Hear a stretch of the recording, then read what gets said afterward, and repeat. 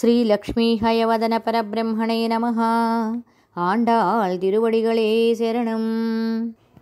ధనుర్మాసంలో 28వ రోజు 28వ పాసురాన్ని మనం అనుసంధానం చేసుకుంటున్నాం. మార్గశిర మాసంలో స్నానం అనే మిషతోటి వీళ్ళు వ్రతాన్ని చేస్తున్నారు. స్నానానికి కావలసిన వాటినన్నిటినీ స్వామిని అడిగారు. గోపికలు కోరినవి స్వామి ప్రసాదించుటకు వారికి గల యోగ్యతలేమో చెప్పమనగా, తాము పరమపురుషార్థమగు నిరంతర భగవత్ సంశ్లేషపూర్వకమైన సేవయే అనియు, సేవ చేయుటకు తమకు యోగ్యతలు లేవని విన్నవించుట. ఆ తరువాత స్వామి వారు అడిగినవన్నీ ఇచ్చేశారు. ఇచ్చేసిన తర్వాత స్వామి ఇలా అన్నారు, మీరు కోరినవి ఇచ్చాను కదా, ఇంకా మీరు వెళ్ళొచ్చు కదా అని అంటున్నాడు. ఎవరైనా ఒక పని మీద వెళ్తే ఆ పని పూర్తయిపోతే మనం ఏం చేస్తాం? ఇంకా వెంటనే హడావుడిగా వచ్చేస్తాం. ఒకవేళ వాళ్ళు మాట్లాడుతున్నా నాకు బస్సు టైం అయిందనో ఏదో ఒక వంక చెప్పి వెంటనే బయలుదేరి వెళ్ళిపోతాం. వీళ్ళు స్వామిని వరాలు అడిగి స్వామి వరాలిస్తే స్వామితో కలిసి చక్కగా పాయసాన్ని తాగి ఇంకా వెళ్లకుండా అక్కడే ఉన్నారు. ఇలా ఉండేసరికి స్వామికి కూడా ఆశ్చర్యం వేసింది. అయితే మన శరీరానికి అప్పుడప్పుడు జబ్బులొస్తూ ఉంటాయి, ఆత్మకి జబ్బులొస్తాయి. ఇందులో ఉండేటటువంటి విశేషం ఏమిటంటే, శరీరానికి జబ్బు చేస్తే ఉండేటటువంటి విధానం వేరుగా ఉంటుంది, ఆత్మకు జబ్బు చేస్తే ఉండేటటువంటి విధానం వేరుగా ఉంటుంది. శరీరానికి వ్యాధి వస్తే ఆ వ్యాధికి కారణాలు వేరుగా ఉంటాయి. అలాగే రోగాన్ని బట్టి వైద్యుడు వేరుగా ఉంటాడు, పథ్యం వేరుగా ఉంటుంది, ఆ మందులో అనుపానం కూడా వేరుగానే ఉంటుంది. అన్నీ ఇలా వేరువేరుగా ఉంటాయి. అదే ఆత్మకు కనుక రోగం వస్తే భగవంతుని యొక్క ప్రేమ అనేటటువంటి భగవద్ అనుగ్రహం ఒకటే మందు. భగవంతుడే రోగానికి కారణమవుతాడు, భగవంతుడే రోగానికి మందవుతాడు, భగవంతుడే వైద్యుడవుతాడు, భగవంతుడే పథ్యం అవుతాడు, సమస్తం అవుతాడు. అలా అవుతాడు అని మనకు ఎవరు చెప్పారు? వ్యాసుల వారు భారతంలో విష్ణు సహస్రనామాన్ని చెబితే అందులో వేద్యో వైద్యః నారాయణో హరిహి, వేద్యుడు అంటే తెలియదగిన వాడు, వైద్యః అంటే వైద్యం చేసేవాడు అని చెప్పారు గనక ఆ వైద్యుడు భగవంతుడని తెలుసుకుని వీరు మనస్సుకి ఆత్మకి కలిగినటువంటి రోగాలను పోగొట్టుకోవాలి అంటే ఆ భగవంతుణ్ణి ఆశ్రయించాలి. అందుకని గోపికలు ఆ భగవంతుణ్ణి ఆశ్రయించి ఈనాటి పాసురంలో, స్వామి మేమింత అదృష్టవంతులమయ్యా, నువ్వు వెళ్ళిపోమ్మంటే వెళ్ళము, అసలు మేము వచ్చిన పని చెప్పాలి, మా గొప్పతనాన్ని మీ ముందు చాటుకోవాలి అంటూ ఈరోజు పాసురాన్ని ప్రారంభిస్తున్నారు గోపికలు. 28వ పాశురము. ఆండాళ్ తిరువడిగళే శరణం. కరవైగల్ పిను సెన్రు కానం சிரோந்தும்போம் சிரோந்தும்போம் அறிவொன்று மில்லாத வாய்க்குலத்து உந்தன்னை பிறவி பெருந்தனை புண்ணியம் நாமுடையோம் குறைவன்றுமில்லாத கோவிந்தா உந்தன்னோடு உறவேல் நமக்கிங்கொழிக்க ஒளியாது அறியாத பிள்ளைகளோம் அம்பினால் உந்தன்னை சிறு பேரழைத்தனவும் சீரி அருளாதே இறைவா நீ தாராய் పరై ఏలోరెంబావాయ్. గీతమాలిక. పశులమే పగ వెంటబడి అడవులకు పోయి తిండికై జీవించి తిరుగుచుందుము మేము, తెలివెరుంగని గోపకులమందు పుట్టితిమి, మా వంశమున నీవు పుట్టుటే పుణ్యము, కుదివేమి లేనట్టి గోవిందా, నీతోడ మాకున్న చనువెప్పుడు మాసిపోనిది సుమ్ము, పిన్నలము మర్యాద అన్న ఎరుగము మేము, చిన్న పేరున నిన్ను చేరి పిలిచితి మంచు, ఆగ్రహించక కరుణ నందించగోరెదము, మాపేక్షితమైన పర సాధనము నిమ్ము. ఈ పాశురానికి భావం తెలుసుకుందాం. కరవై కళ్ పశువుల యొక్క ఆవులు, పిన్సెన్రు వాటి వెంటబడి వెళ్తూ ఉండడమే. అంటే గుడ్డెద్దు చేయనబడి మేస్తున్నది అని ఒక సామెత ఉన్నది. అది గుడ్డిది, కనబడదు, అడుగుపెట్టింది, చక్కగా పుష్కలంగా దానికి శరీరానికి గడ్డి తగిలింది, వేయడం మొదలుపెట్టింది. కళ్ళు ఉన్నాయా లేవా అనేది ఇక్కడ ప్రశ్న కాదు. దొరికిన ఆహారం తినడమే పశువు యొక్క లక్షణం. అలాగా మేము ఎలాంటి వాళ్ళం అనుకుంటున్నావు? ముందు పశువులు వెళ్తూ ఉంటే ఆ పశువుల వెంట మేము కూడా వెళ్తూ ఉంటాం. కానం సేరుందుంబోం. పశువులతోటి ఎక్కడికి వెళ్తారు? పశువులు ఎక్కడికి వెళ్తాయి? పొలాలకు వెళ్తాయి. పొలాలకు వెళ్ళి అక్కడున్నటువంటి పైరు పచ్చిక మేస్తాయి. అలా మేం కూడా ఆ పశువులతో పాటు అడవికి వెళ్ళి అక్కడ కూర్చుని తీసుకెళ్ళిన పెరుగన్నమో ఏదో తిని బ్రతికేటటువంటి వాళ్ళం. ఒన్రుం అరివు ఇల్లాదా. ఆ పశువులతో వెళ్ళడం, ఆ పశువుల్ని మేపుకోవటం, పశువులతో పాటు తినటం తప్ప మాకు వేరొకటి ఏదీ తెలియనటువంటి ఆయుక్కులత్తు గోపవంశంలో పుట్టాం స్వామి. అయితే మా పుణ్యమేమిటో తెలుసా స్వామి? మేము ఏ గోకుల వంశంలో పుట్టామో ఆ వంశంలో నువ్వు పుట్టావు. ఇంతకంటే మా పుణ్యానికి నిదర్శనం ఏమి కావాలి? మేము ఉందన్నై పిరవి పిరందనై. మేము పుట్టిన వంశంలో నువ్వు పుట్టడానికి కారణం పిరవి పిరందనై మా వంశంలో పుట్టేటట్టుగా పుణ్యం నాముడయోం. మేమందరం పుణ్యం చేసుకున్నాం. నిజానికి పుణ్యం చేసుకున్నది ఎవరంటే ఆనాటి గోపికలు. గోపికల పుణ్యం పండి స్వామి ఆవిర్భవించాడు. ఆ గోపాంగనల యొక్క ప్రేమంతా ఒక రాశి పోస్తే ఆ రాశంతా శ్రీకృష్ణ పరమాత్ముడు అయ్యాడట. అందుకని నువ్వు మా వంశంలో పుట్టావు. కురువై ఒన్రు మిల్లాదా. పుట్టినందువల్ల నీకు ఏమాత్రం కొరత లేనటువంటి వాడివి గోవిందా. ఈ గోవిందనామాన్ని పదే పదే అంటున్నారు. నిన్నటి పాసురంలో ఈరోజు పాసురంలో కూడా అంటున్నారు. అంటే గోవిందానామం చాలా గొప్పది గనక ఇన్నిసార్లుగా గోవిందా గోవిందా అంటున్నారు. ఇరైవా ఓ స్వామి, ఉందన్నోడు నీతో పాటు మాకు ఉన్నటువంటి ఉరవు సంబంధము ఇంగు ఇక్కడ ఒళిక్క ఒళియాదు. పోగొట్టుకొని పొమ్మంటే పొయ్యేటటువంటిది కాదు. అరియాద. మాకు మర్యాద అంటే తెలియదు. లోకంలో ఎలా నడుచుకోవాలో తెలియదు. పిళ్ళైగళోం. మేమంతా అంత చిన్నపిల్లలం. ఉందన్నై నిన్ను అంబినాల్ విపరీతమైన ప్రేమతోటి చిరు పేరలై తనవుం చిన్న పేరుతో పిలిచాం. గోవిందా అని చిన్న పేరుతో పిలిచారట. స్వామి, నీకు ఎన్నో నామాలున్నాయి. ఇన్ని నామాలతో మేము పిలుస్తున్నామా? పిలవటం లేదు. చిన్న పేరుతో పిలుస్తున్నాం. ఒక చిన్న పేరుతో మేము గోవిందా అని పిలిస్తే సీరి అరుళాదే. నువ్వు కోపగించుకుని మా మీద కృపజూపకుండా ఉంటావేమో. అలా ఉండబోకు. పరై తారాయ్. మాకు పరను అనుగ్రహించు. పరను ఎప్పుడో ఇచ్చాడు స్వామి.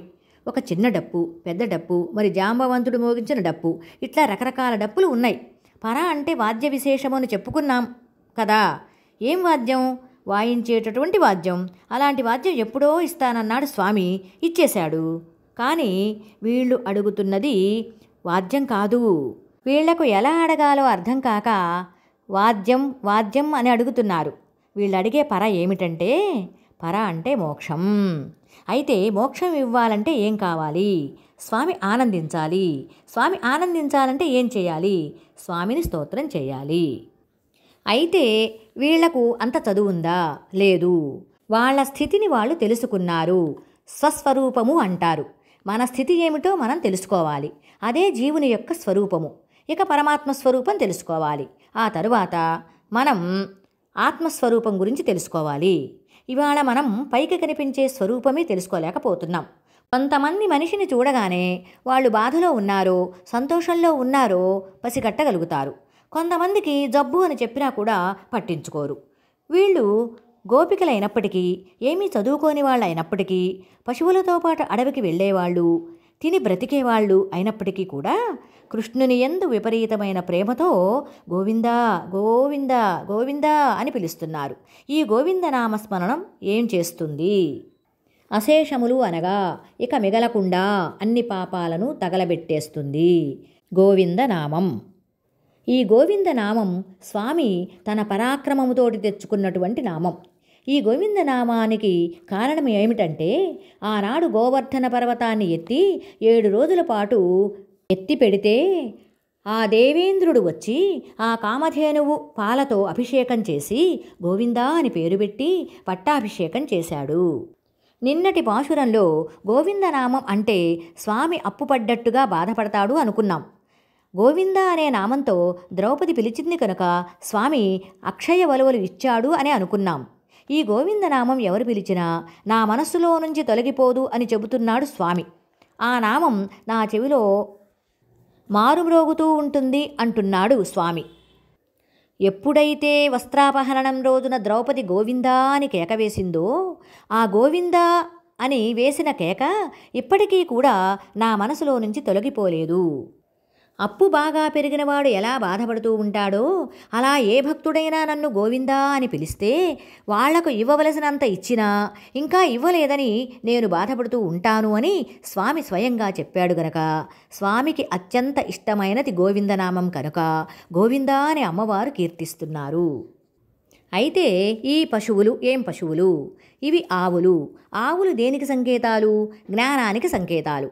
ఈ ఆవులన్నీ కూడా సంసారం నుంచి విడువబడినటువంటి, మోక్షం పొందినటువంటి, పరమపదంలో ఉన్నటువంటి పరమాత్మ స్వరూపాలుగా వీళ్ళు భావిస్తున్నారు. పరమాత్మ స్వరూపాలైన పశువుల వెంట వెళ్తున్నారు. ఎవరి వెంట వెళ్ళాలో వారి వెంటే వెళ్తూ మాకేం తెలియదు అనడం వీరిలో ఉన్న సంస్కారానికి, గొప్పదనానికి నిదర్శనం. లోకంలో సాధారణంగా కొంచెం తెలిసిన వాళ్ళు మాకే అంతా తెలుసు అనుకుంటారు. బాగా తెలిసిన వాళ్ళు నాకేం తెలియదు అంటారు. వీళ్ళేం చెబుతున్నారు? ఆవుల వెంట వెళ్ళి తింటాం.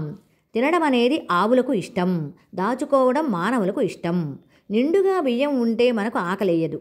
అయిపోతున్నాయి అంటే ఆవేదనతో ఇంకొక ముద్ద పెరుగుతూ ఉంటుంది. అదే ఆవు ముందు గడ్డివాము వేస్తే అవి సంతోషపడవు. గడ్డివాము నుంచి ఒక మోపు ఆవు ముందో గేదె ముందో వేస్తే తిని అవి సంతోషపడుతూ ఉంటాయి. ఈ ఆవులు సహజన్మ బంధువులులాగా ఉన్నాయట. అర్జునుడు ఒకసారి ద్వారకకు వస్తున్నప్పుడు మొట్టమొదటగా కనబడినటువంటిది ఏమిటి? ఆవులు. అదుగో ద్వారక ఆలమందలవిగో అంటాడు. ఆలమందలు అంటే చక్కగా ఆవులు గుంపులు గుంపులుగా వస్తున్నాయి. ఆ గుంపులు ఎలా ఉన్నాయి అంటే తోడబుట్టిన వాళ్లను అనుసరించినట్లుగా ఉన్నాయట. ఆ పశువుల వెనక గోపాలురు వెళ్తూ ఉంటే చక్కగా తోడబుట్టిన వాళ్ళందరూ కలిసిమెలిసి వెళ్తే ఎంత బాగుంటుందో అలా సహజన్మ బంధువులలాగా ఉన్నాయని వర్ణిస్తారు.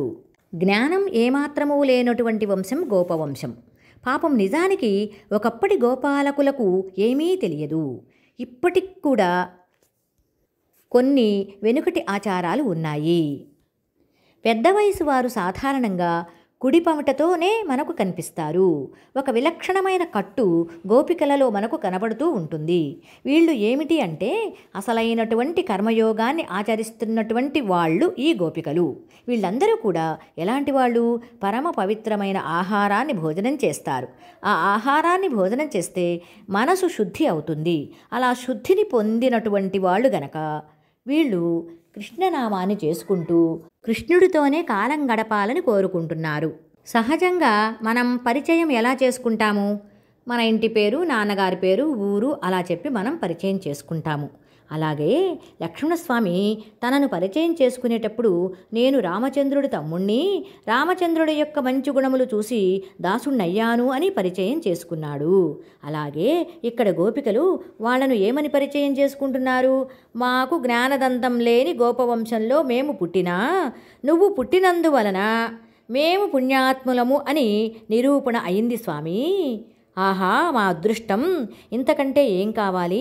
సాక్షాత్తుగా భగవంతుడివై నువ్వే మా వంశంలో పుట్టావు.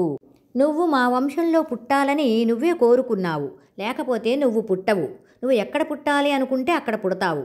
మేమందరం నిన్ను పొందాలి అనుకున్నా నీకు ఇష్టం లేకపోతే నువ్వు మాకు లభించేవాడివే కాదు. అందుకనే ఆ నందగోకులంలో ఉన్నటువంటి వారి భాగ్యము ఎంత గొప్ప భాగ్యము అని బ్రహ్మ కూడా చాలా ఆశ్చర్యపడ్డాడు, ఆనందపడ్డాడు. నిజంగా అదృష్టవంతులు ఎవరు అంటే ఆ నందగోకులంలో కృష్ణుడితో పాటు తిరిగేటటువంటి వాళ్లే అసలు సిసలైన అదృష్టవంతులు, భాగ్యవంతులు అని బ్రహ్మే ఒప్పుకున్నాడు. అంటే ఇంక బ్రహ్మ మాట తప్పడానికి వీలు లేదు. కురైవొన్రు మిల్లాద గోవిందా. కొంతమంది పుణ్యం చేస్తూ ఉంటాం. చేసేటటువంటి పుణ్యంలో ఎక్కడో ఏదో కొరత ఉంటుంది. ఆ కొరత మనకు కనిపించదు. కుండకు బెజ్జం ఉంటే కనిపిస్తుంది, పోసిన నీళ్లు కారిపోతూ ఉంటాయి. కానీ కొత్త కుండలు వెలుస్తాయి అంటారు. అంటే లోపలి నీరంతా చెమ్మగా బయటకు వస్తూ ఉంటుంది. మనం కుండలో నీళ్లు పోసి 1 గంట ఆగి చూస్తే కుండలో నీళ్లు ఒక బెత్తెడు దిగిపోయి ఉంటాయి. దాన్ని కుండ వెలవడం అంటారు. అలా కారిపోకుండా ఉండడానికి వెనక సున్నం రాసేవారు. ఈ సున్నపు పొడి అతుక్కుని నీరు కారడం తగ్గేది. అలా మేము చేసుకున్నటువంటి పుణ్యం ఏమాత్రం కొరతలేని పుణ్యం అంటున్నారు ఈ గోపికలు. ఈ కొరతలేని పుణ్యం చేసుకున్న మేము నిన్ను పొందడం కంటే మాకు మరొక భాగ్యమే లేదు అని కృష్ణావతారాన్ని ప్రత్యేకించి ప్రస్తుతిస్తున్నారు. దేనికని? కృష్ణుడు గోపవంశంలో పుట్టాడు అని ఒక ఆనందం, కృష్ణుడు పుట్టిన కాలంలోనే మేమున్నామని మరొక ఆనందం. అవతారాలు వస్తూ ఉంటాయి, పోతూ ఉంటాయి. అవతారాలు వచ్చినప్పుడు మనం ఉంటే అదృష్టం, కానీ మనం లేనప్పుడు అవతరించి స్వామి నేల మీద తిరిగినా ఆయనతో పాటు మాట్లాడటానికి, కూర్చోవడానికి, నడవడానికి, ఆడుకోవడానికి, పాడుకోవడానికి ఉపయోగపడిన జన్మ వ్యర్థం కనుక నీ పూర్ణత్వం మాకు నిండుదనం అని స్వామికి చెప్పుకుంటూ ఉందన్నోడు ఉరవేల్ నమక్కింగొళిక్క ఒళియాదు. నీకు మాకు ఉన్న సంబంధం పోగొట్టుకుంటే పోయే సంబంధం కాదు, ఇది గొప్ప సంబంధం. స్వామి, నీవు మాకు వరాలిచ్చి పొమ్మంటే పోగొట్టుకునే సంబంధం కాదు మన సంబంధం. మనం ఇద్దరం కూడా, నీవు మేము ఒకే వంశంలో జన్మించాం. నిజానికి నువ్వు గోవర్ధన పర్వతం ఎత్తినప్పుడు మేమంతా భయపడి చాలా దూరంగా వెళ్ళిపోయాము. అప్పుడు నువ్వేం చెప్పావు? నేను గంధర్వుణ్ణి కాదు, దేవుణ్ణి కాదు, యక్షుణ్ణి కాదు, రాక్షసుణ్ణి కాదు, మీ బంధువునే అని అందరినీ పిలిచావా లేదా? పిలిచావు కదా. అందరినీ గోవర్ధన పర్వతం కిందికి రానిచ్చావు కదా. మమ్మల్ని అందరినీ నీ వాళ్ళము అనుకుని రక్షించావు కదా. ఆ మాటను మర్చిపోయావా? మర్చిపోయి వాళ్ళ బంధుత్వాన్ని విడిచిపెట్టి నువ్వు వెళ్ళిపోండి అంటే మేము వెళ్ళిపోతామా? మేము అలా వెళ్ళము. మరి అప్పుడు కృష్ణుడిగా ఉన్నావు, ఇప్పుడు గోవిందుడు అయినావు. మీరు గోపికలు కదా, మరి నేను గోవిందుడిని అయినాను, నాకు పట్టాభిషేకం జరిగింది అని నీవు భావించడానికి వీల్లేదు. నీకు పెద్ద పెద్ద పేర్లున్నాయి. క్షీరాబ్ధిసేన ఉంది, దేవాదిదేవ ఉంది, ఇంకా పెద్ద పెద్ద నామాలున్నాయి. కానీ అన్ని నామాలు మేము పలకలేం. గోవిందా అని ముద్దుగా పిలుచుకుంటున్నాము నిన్ను. ఇవాళ పిల్లల్ని కూడా అంత ముద్దుగా పిలుస్తూ ఉంటే ఇంట్లో వాళ్ళ వరకు పరిమితం అవుతారు. బయట వాళ్ళు కానీ స్నేహితులు కానీ అలా ముద్దు పేర్లతో పిలుస్తూ ఉంటే వాళ్ళు ఇష్టపడటం లేదు. కానీ నువ్వు అలా కాదు, మేము గోవిందా అని పిలిచినా పలుకుతావు. అలా ఏదో చిన్న పేరుతో పిలుస్తుంటే నువ్వేమైనా అలిగావేమో. అలుగబోకు. ఎందుకని? అరియాద పిళ్ళై గళోం అంబినాల్. మేమంతా చిన్నపిల్లలం, మాకు చదువు రాదని ముందే చెప్పాం. మాకు తెలిసిందల్లా ఒక్కటే, కృష్ణుణ్ణి విడిచి ఉండలేనంత ప్రేమ. ఆ ప్రేమతో మేము కూడా గోవిందా అని కేక వేశాము. ఈ చిన్న పేరుతో పిలిచామని కోపగించి నీవు దయ చూపకుండా ఉంటావేమో. అది నీకు ధర్మం కాదు స్వామి. నీ ప్రవృత్తికి చాలా విరుద్ధమైనటువంటిది కనుక నీవు ఇరైవా నీతారాయ్. నీవు మా అభిమతమును నెరవేర్చవలసినది నీ దయ. నువ్వు గనక అదిలిస్తే ఎవ్వరూ అడ్డుకునేవారు లేరు. అంటే మేమెవరము? మేమంతా నీ సొత్తు. నువ్వు మాకు స్వామివి, మేము నీకు సేవలు చేయాలి, నువ్వు మమ్మల్ని రక్షించాలి. ఇది మన ఇద్దరి సంబంధం. అందుకని ఈ సంబంధాన్ని నీకు మేము గుర్తు చేయదగినంతటి వారము కాదు. కానీ ఇవాళ నువ్వు ఏం చెప్తున్నావు? వరమిచ్చా వెళ్ళిపోమన్నావు. అందుకని వెళ్ళము అని చెప్పడానికి మేము ఇంతగా చెప్పవలసి వచ్చింది స్వామి అని స్వామిని ఇవాళ గోపికలందరూ గోవిందనామంతో సంకీర్తనం చేసి ఆ నామ వైభవాన్ని చాటుతూ స్వామి ఎప్పుడూ కూడా జీవుణ్ణి రక్షించాలి, జీవుడు స్వామిని నమ్ముకుని ఉండాలి అనే పరమసత్యాన్ని ఈ పాసురంలో చాటారు. ఇక్కడ విశేషమేమిటంటే గోపికలు ఆశ్రయించిన పశువులే గురువులు కనుకనే వారికి భగవత్ సన్నిధికి సాధనము లేదని చెప్పుకొనినారు. వారు కేవలము తిండికి మాత్రమే జీవించువారని చెప్పుకొనుటలో భగవదనుగ్రహము కోరియే. తమ వంశమున భగవంతుడు జన్మించనని చెప్పుటలో తమకు సన్నిహితుడు అని భావమున్నది. భగవత్ సన్నిధానమే వారి పుణ్యము గదా. రేపటి 29, 30 పాశురాలను శాత్తుమరై పాశురాలు అంటారు. అంటే రోజు నిత్యము సేవ చేసేటప్పుడు 28 పాశురాల్ని విన్నపం చేసి వింధ్యామర సేవ చేస్తూ మిగిలిన 2 పాశురాల్ని ఆ అయ్యవారికి వినిపించడం జరుగుతుంది.